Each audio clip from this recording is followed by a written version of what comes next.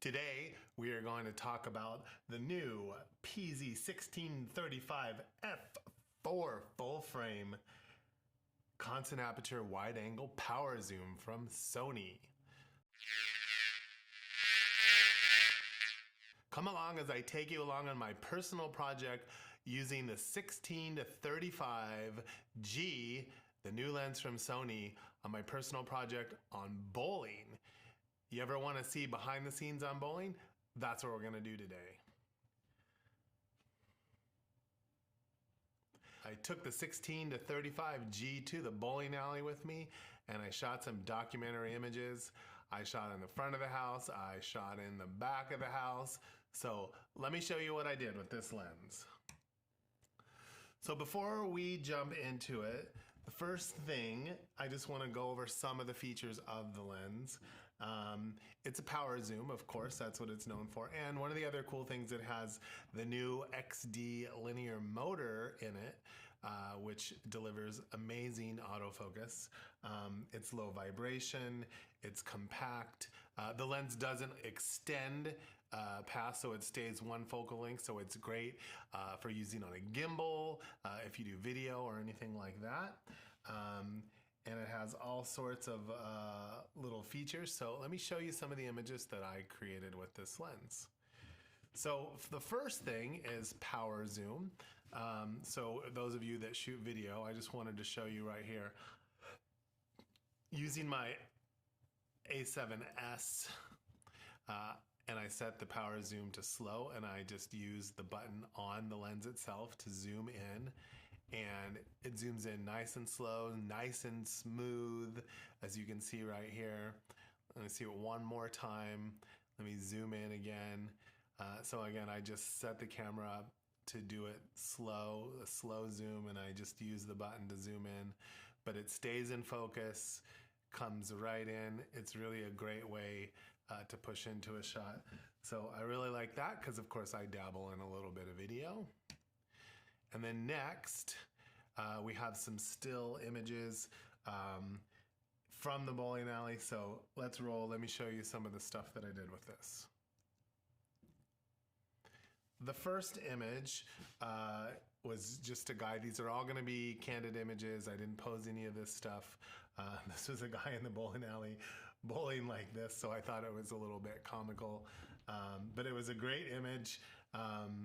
I've also included on the right side of these images some of my tips on what I like to call the power of simple.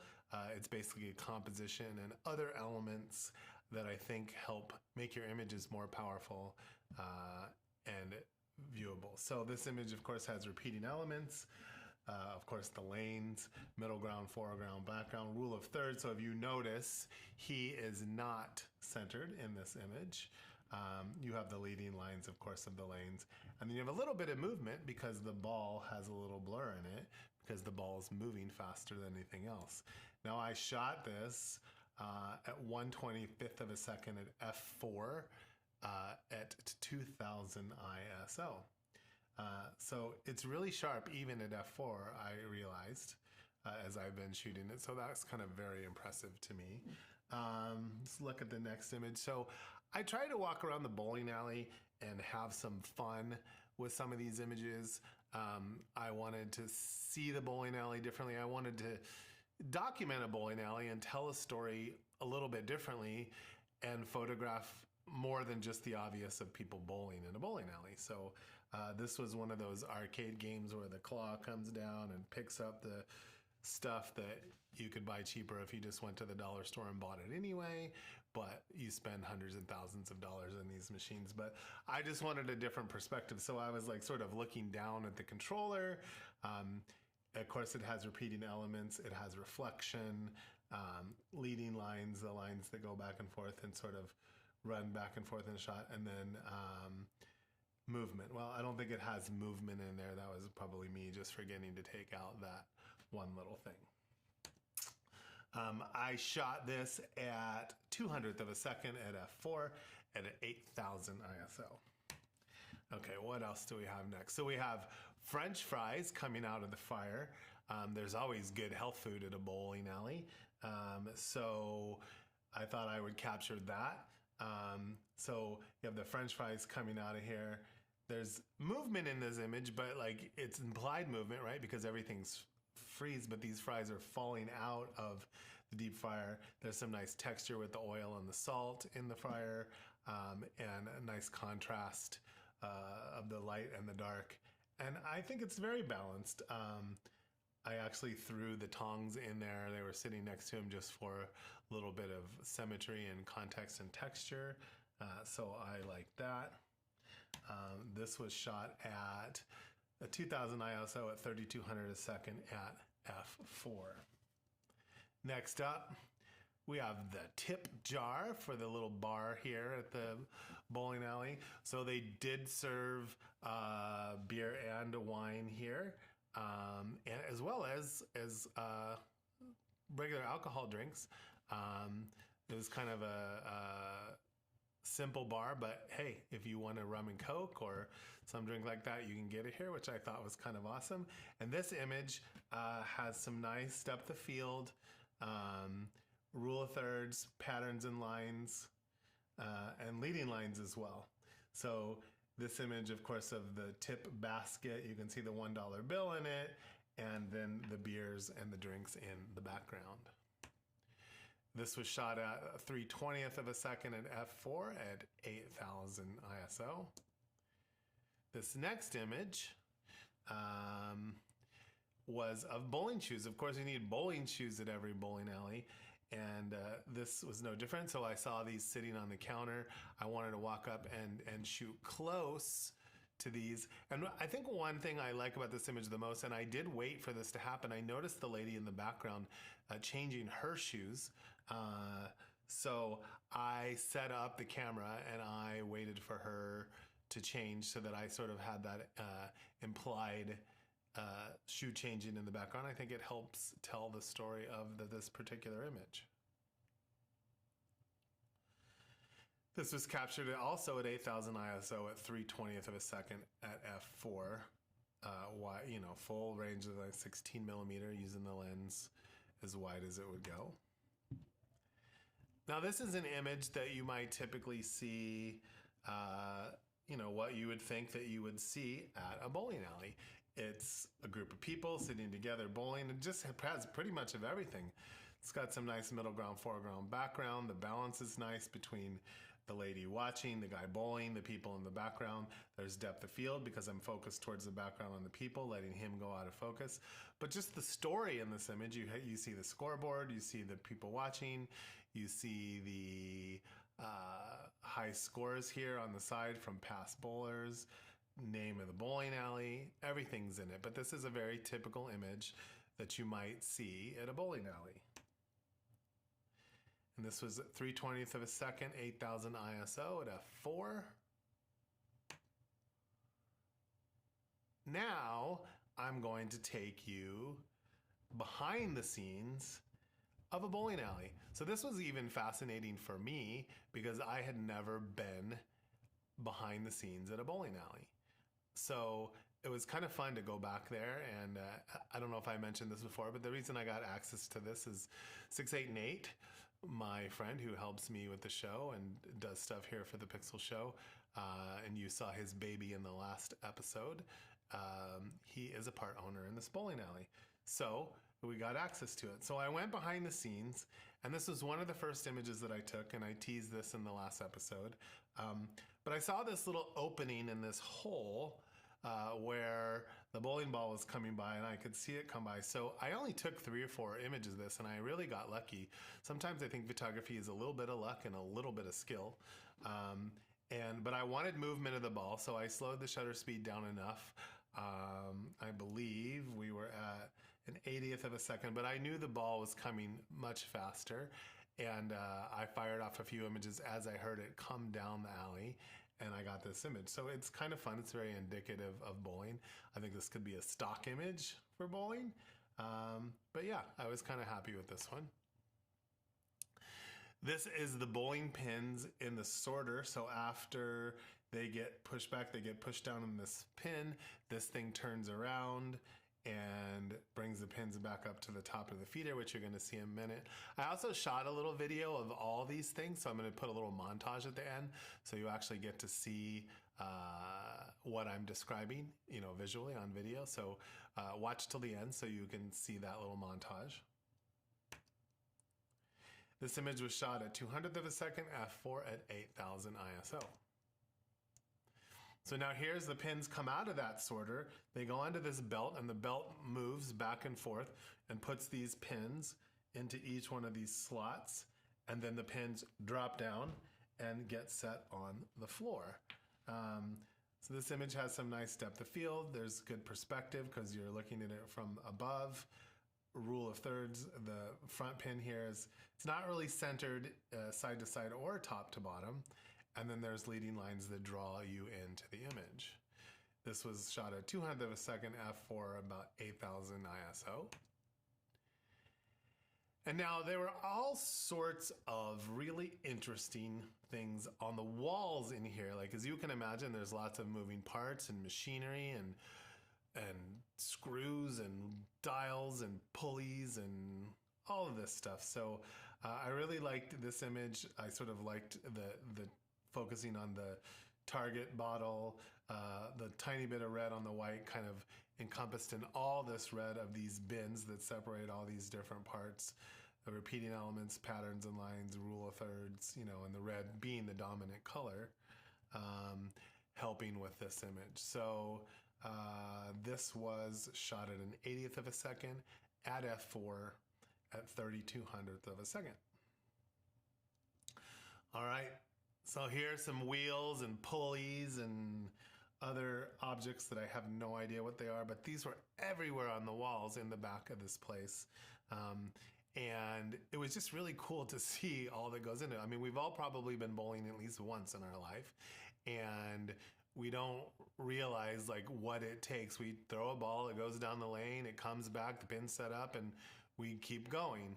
But you don't really realize all the stuff that's involved in making it happen. So it was so fun to get in the background and actually see all the things and how a bowling alley works. Now, I'm sure each bowling alley is going to be different, but I really liked the old time feel of this one, I guess, if you will. The shot was at 1/25th of a second, f4 at a 3200 ISO. All right, here's the oil that makes the gears turn and things work and all of that. So I wanted to see how close I could focus with this lens, so I got in there and got a nice close-up shot of this. Shot at 35, 1/25th of a second, f4, ISO 2000. And now this shot was like one of my favorites in that this was one of the things that was very fascinating for me. There were all these little rags, like paper clipped, you can see, or not paper clipped, like, well, this is a clothespin to little things to touch the pins and the balls and the stuff as they pass through this machinery. And I talked to 688 and I asked him, like, well, why do you do all that? And I guess I knew this, but there is oil that they put on the floor of the lanes, on the wood lanes, to make the balls roll and be smooth. And so these rags kind of touch the balls and the pins and as they go through the system, and they get the oil and the grease off, which in turn helps to keep the machinery and things from breaking down so they don't attract dirt and build up and make things break. So it all made really good sense. So that's what was kind of fascinating to me. So this image was shot at 1/25th of a second at f4 at 8000 ISO. Again, I remind you there's going to be a little video of this at the end so you can watch it and see how this all kind of works. So here's the lanes at night. It turned into night bowling with the funky disco lights about 10 o'clock. So this image right here, 50th of a second, f4 at 8000 ISO. And it was a good way for me to see how this lens would work in lower light. So here's people actually bowling. I like this image because there's a little movement in the hand and a little movement in the ball. But the guy himself is still, there's some depth of field because there's another bowler in the background behind him. And it's just kind of a fun image documentary style image. It was shot at 1/25th of a second at f4, and now I've kicked the ISO to 12,800 to kind of be able to get some definition in the bowler actually bowling. I walked around, and this is sort of back in the front of the house again, but I wanted to try to find anything interesting in the bowling alley. So I found this paper. I mean, who knew that there was a bowling paper, the Metro Bowler? But I found this bowling paper and shot some images of it. Now I focused sort of right on the text in the middle, so you see little, again, depth of field drop off. The top part of the frame is out of focus. The bottom part is the frame out of focus. But it all sort of draws you in, and it works out really, really well. So shot as wide as the lens will go, 16 millimeter, 60th of a second at f4 at an 8,000 ISO. Now this is the view as you walk into the bowling alley or walk out, depending on which one you do first. And I just liked it because it was very like old time. I kind of liked it as very like, just reminded me of an old time bowling alley, which this place is. It's been around forever, and I just like the character and everything that it had.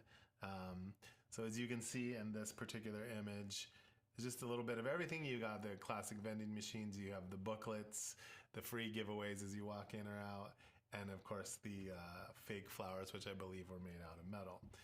This image was 1/20th of a second at f4 at 6400. It was really dark in there, so I had to kick up the ISO pretty high. And finally, before we go, I just wanted to share a few stats of the lens with you and the few things that I like. So it has 3 moving rings on the lens itself. It has the focusing ring. It has the zoom, where you can zoom in and out. And it has the focus hold button. It has, well, the moving rings are the focusing ring, the zoom ring, and the aperture ring. And then it has the focus hold button. It has the switch to zoom tight and wide. It has an iris lock, which is great, so you can lock everything and lock all your aperture and all your settings. It has the focus hold button, which the focus hold button is great. I love that Sony puts this on a lot of their lenses, not just their big telephoto sports lenses. I use the focus hold button on my lenses for a Super 35 mode, or to be able to crop in. So a lot of times if you push this, I have it set so if you push the button on this lens or any lens that I put on the camera, it'll do the crop sensor. I think our Super 35 is what they call it. It's about a 1.3 crop, and it gives you a little bit more. So now I use this a lot when I shoot sports. And so if I'm shooting my 70 to 200 and I'm at 200 and I punch it in, then it makes it, I don't know, I have to do the math, but I get a little bit more out of the lens. It only uses less of the sensor. So in the A1, in that case, that camera that I'm using most of the time, instead of a 50 meg file, it's probably a 25 or 30 meg file because it's only using part of the sensor. But really, that's a nice big file. So I'm happy with that. And especially in sports and sometimes in my wedding work, it's great to be able to just push that button and get a little bit more out of your lens. Alrighty. So really, that's it. Just some features of this lens that are actually great. It's much lighter than the original G Master. It's 12.5 ounces. There's constant focus while zooming in or out.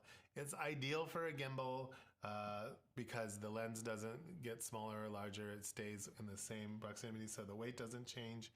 It's dust and moisture resistant, and it's priced at $1,200. So stay tuned, watch the little clip that I made, a video clip of some of the workings of behind the scenes and of the bowling alley, and I really appreciate you being here.